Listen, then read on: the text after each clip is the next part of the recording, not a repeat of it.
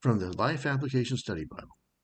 This man wanted to be sure he would get eternal life, so he asked what he could do.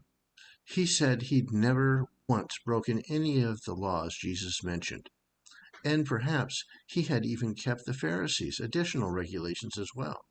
But Jesus lovingly broke through the man's pride with a challenge that brought out his true motives. Go and sell all your possessions and give the money to the poor. Here was the barrier that could keep the man out of the kingdom: his love of money. Money represented his pride of accomplishment and self-effort. Ironically, his attitude made him unable to keep the first commandment, to let nothing be more important than God. He could not meet the one requirement Jesus gave, to turn his whole heart and life over to God. The man came to Jesus wondering what he could do. He left seeing what he was unable to do. What barriers are keeping you from turning your life completely over to Jesus? When Jesus asked this question, he was saying, do you really know the one to whom you are talking? Because only God is truly good.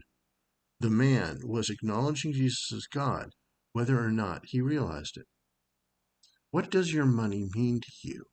Although Jesus wanted this man to sell everything and give his money to the poor, this does not mean that all believers should sell all their possessions.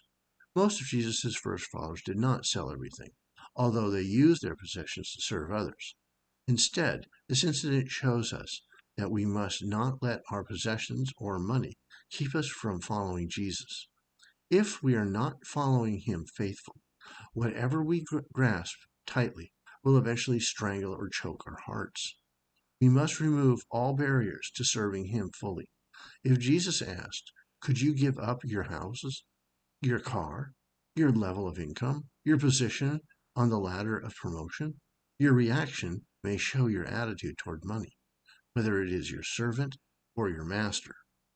Jesus showed genuine love for this man, even though he knew that the man might not follow him. Love enables us to give tough advice. It doesn't hedge on the truth. Jesus loved us enough to die for us, and he also loved us enough to talk straight to us. If his love were superficial, he would give us only his approval. But because his love is complete, he gives us life-changing challenges.